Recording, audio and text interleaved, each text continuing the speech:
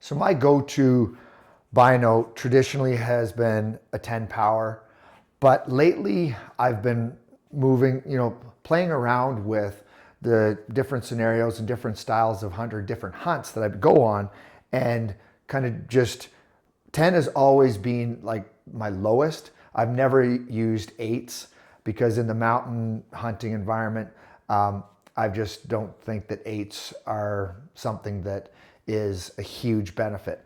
But in fact, what I've been doing is I've jumped up from the 10s to these 12 by 50s.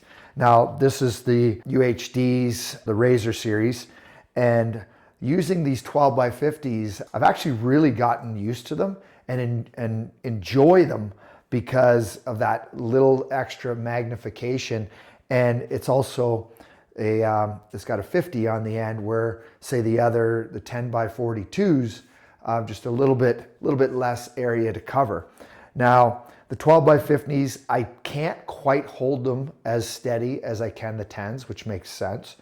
And I have been going to using them on a tripod often. So I really find that the 10s work great when I'm moving around and I've got my backpack on and I just want to get up and get after it fairly quickly. The 12s are not as easily used that way, but what I'm doing is I'm finding that to take that extra couple seconds and just sit down, the 12s really shine.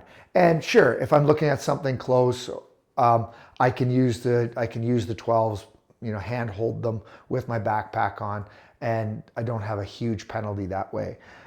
So I've really started to appreciate the 12 by 50s a lot more than I did in the past. And certainly when you settle in and you put them on a tripod, now you're talking a game changer.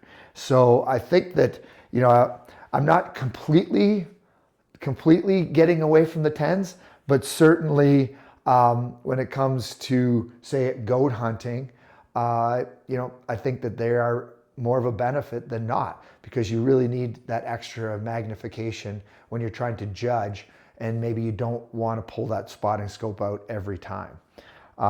So yeah, the 12s are really starting to find a place in my everyday hunting kit that I wouldn't have, a couple years ago, I would have never said that they would. So I really appreciate the ability for these things to reach out, see a little bit further, a little bit wider field of view, and I'm pretty sold on them, where I was mainly a 10 by 42 guy in the past. The one thing that I really think that has worked out great when I'm not hunting alone, when I'm with somebody, whether somebody wins a hunt or Carl's got some binos, when we have multiple pairs of binoculars with us, then the 12s never get left behind. Somebody would have a pair of 10s, 12s, and if there's three of us in, say, a moose hunting situation, I'll also have the 15s out there, where you have somebody on the 15s just looking farther away, looking more detailed in the timber. And you got the 10s, they're scanning just for looking for movement.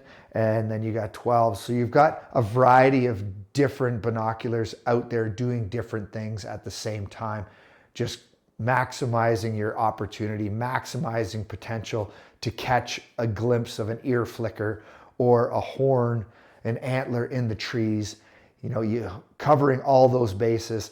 I would never go into the field with three guys with three sets of 10s ever again. So that's where utilizing all of the different options that you have out there is going to give you the biggest bang for your buck and create better and more opportunities in the field.